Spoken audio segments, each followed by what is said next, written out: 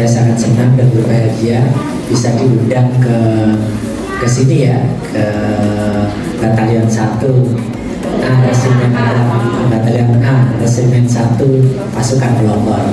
Luar biasa. Jadi tentunya pagi ini kita akan belajar bersama. Mungkin tepuk tangan buat kita semua.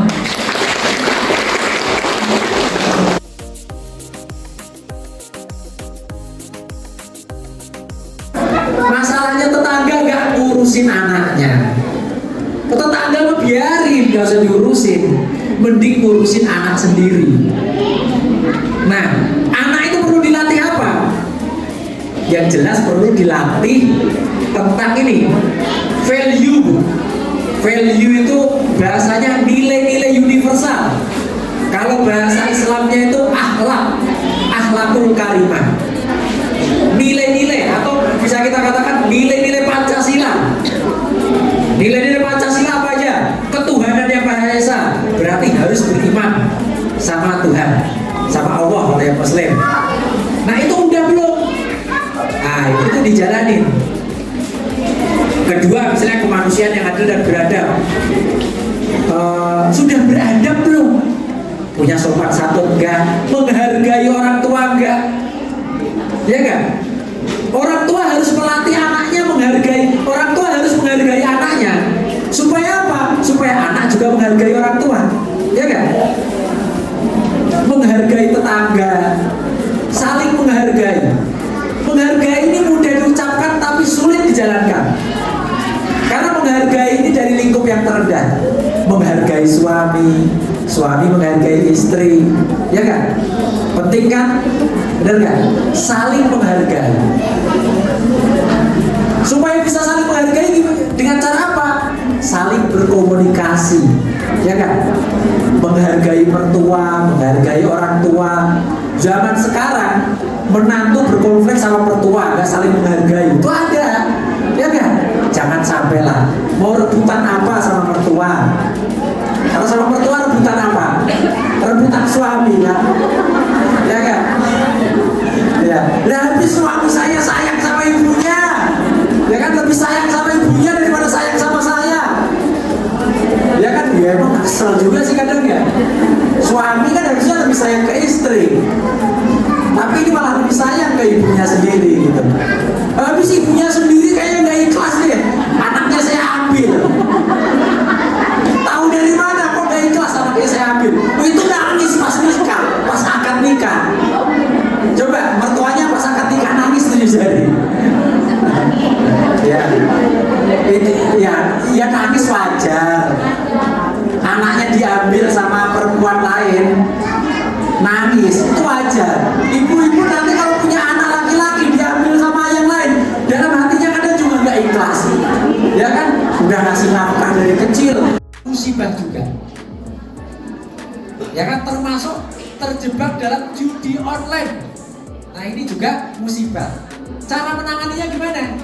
Nah kita pakai PFA, Psychological First Aid. Nah ini PFA ini protokolnya WHO. Jadi dunia ini ngurusin banyak hal. Ada yang ngurusin apa? Kalau dia anggota baru kan belum tahu ini siapa kan? Kenalkan diri aja, saya ini, saya tetangga, saya blog ini misalnya. Terus perhatikan dan dengarkan secara aktif, reflektif. Dengarkan. Kalau dia cerita tentang suaminya, ya biarin aja, dengerin. Gitu.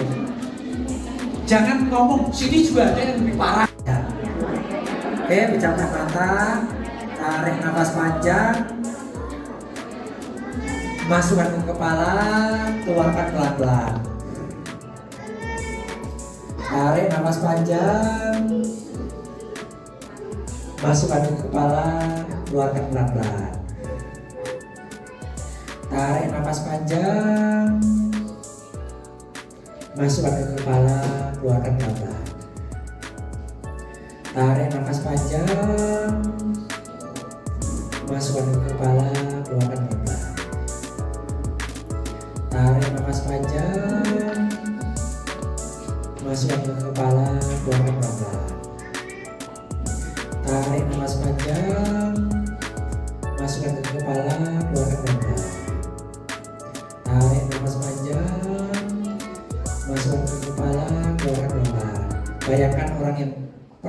dikeselin. Bayangkan orang yang dikeselin, coba. Bayangkan salah satu orang yang dikeselin. Coba dari hati yang paling dalam maafkan dia. Coba dari hati yang paling dalam maafkan dia. Coba dari hati yang paling dalam maafkan dia. Terima dengan ikhlas. Dari hati yang paling dalam, terima dengan ikhlas, maafkan dia. Gimana Bu? Bisa maafin? Enggak. Nah. Oke, buka mata. Kalau yang bilang bisa,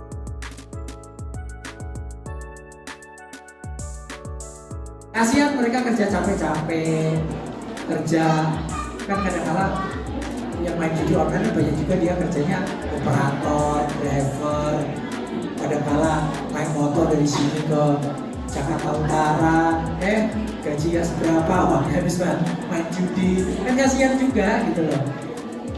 Nah, jadi ya harus ada solusi, entah dengan cara apa. Tapi dengan cara mendengarkan, ibu berteman dengan istrinya atau apa, ya kita cari solusi lah. Intinya kalau kita perhatian, kita ini itu kan ibu bisa diskusi juga ke bagian HRD, karena ini kan bagian dari tugas HRD juga ya. Karena HRD itu kan tugasnya supaya karyawannya kan bahagia, sejahtera lahir batin. Menurut saya itu sih. Karena kalau ibu terlalu sendiri aja tanpa lewat HRD, tanpa ini kan takutnya itu campur kan. Siapa kamu? Katanya begitu kan. Atau apa gitu kan. Nah, jadi tergantung caranya seperti apa. Tapi kalau ibu punya jiwa kepemimpinan yang kuat, bisa ngomong ke atasannya atau apa, itu boleh-boleh aja. Cuma yang penting tidak akan menimbulkan miskomunikasi gitu. Yang penting supaya tidak terjadi miskomunikasi seperti itu ya. Oke, baik.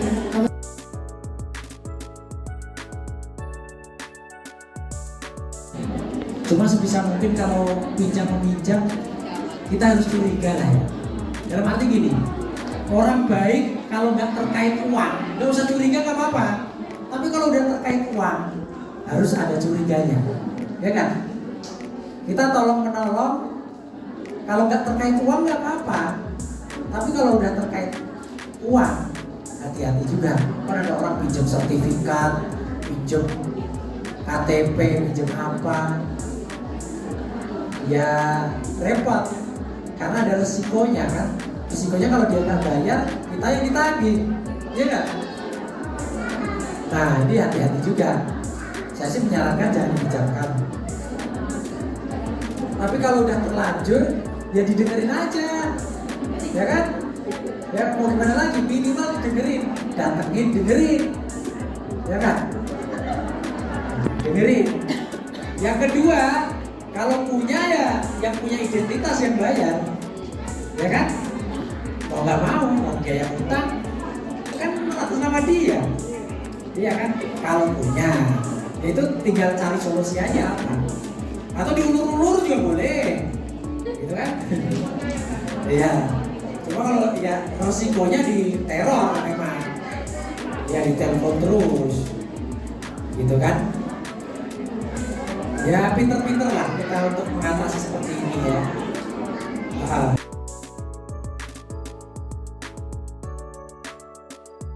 Kayak bisa gitu. Cuma kalau kita ketahanan keluarganya masih lemah, kita kan ditawarin dari Cina, dari Rusia, itu kan ini ya apa, mau-mau aja. Yang kedua adalah regulasi. Regulasi ini memang harus ketat, gitu. Jadi kadang-kala itu apa ya, susah juga ya. Pejabat kita kalau udah ada di atas kadang-kala nggak terlalu mikirin di bawah. Contoh OJK misalnya. OJK ini harusnya lebih ketat lagi untuk apa itu, lebih ketat untuk memberikan izin ke pinjaman online. Terus juga judi-judi online ini memang ya harus diperketat. Kominfo-nya harus yang kompeten gitu ya. Memang orang-orang yang mampu untuk ini, jangan sampai kalah sama itu ya apa tadi kan apa ransomware itu sama hacker. Nah, masalahnya kan perusahaan judi kan punya hacker juga ternyata, ya kan? Nah Kembali lagi, kalau ketahanan keluarga kita kuat, SDM kita kuat, ya bisa kita lawan. Masa kita zaman Majapahit sama zaman sekarang gak ada bedanya, ya kan? Ya kan? Zaman Majapahit dulu banyak orang main judi ayam. Ya sekarang semuanya bisa jadi judi. Bola bisa jadi judi, ya kan? Saham naik atau turun bisa jadi judi, gitu kan? Dia jadi nikah atau enggak jadi judi, ya kan? Semua jadi judi, apapun jadi judi. IKN jadi atau enggak jadi judi misalnya. Repot juga, semuanya jadi judi, ya kan? Taruhan dan lain-lain. Iya, jadi makin teknologi ini jalan, semua jadi judi. Nah, kembali lagi penguatan ini yang memang harus dikuatkan kalau menurut saya, terutama dari keluarga.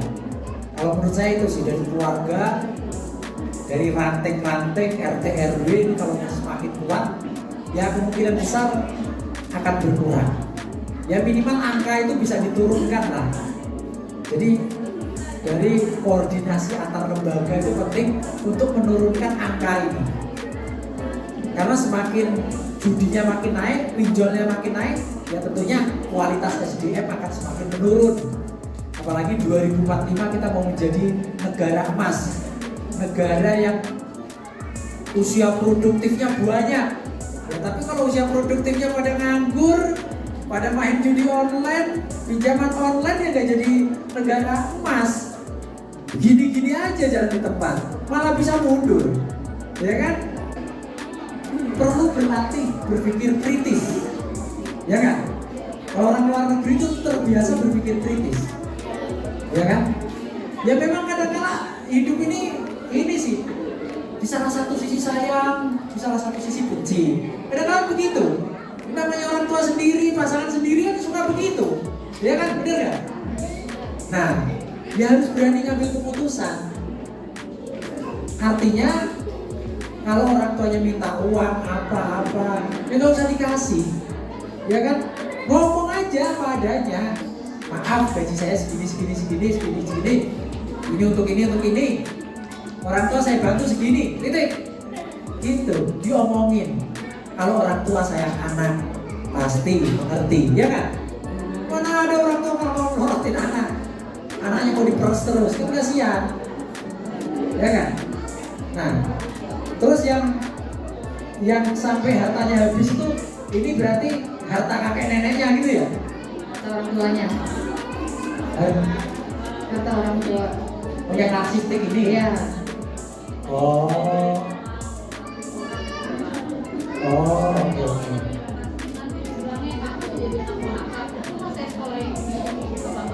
Dia narsisnya orang tuanya, Pak. Oh, yang narsis orang tuanya. Terus kalau hartanya habis tuh harta siapa? Harta orang tuanya. Buat apa hartanya habis? Memuaskan orang lain, pengen dipuji loh, Pak. Pengen dipuji oleh orang sekitar. Maksudnya ketika hartanya udah habis, terus dia minta ke anak gitu ya? Oh, oke. Nah ini produk-produk zaman dulu yang dimanjakan orang tua. Jadi orang tuanya ini narsistik ini, dia menjadi seperti ini sampai menghabisin harta. Mungkin hartanya juga dari kakek neneknya kali ya, dari orang tuanya juga kali ya, warisan kali ya. Biasanya seperti itu sih. Biasanya ini karena dimanja orang tuanya. Jadi orang tuh kalau dimanja, itu tuh dia repotin orang tua, ya kan? Makanya zaman sekarang anak kalau terlalu dimanja, nggak mandiri.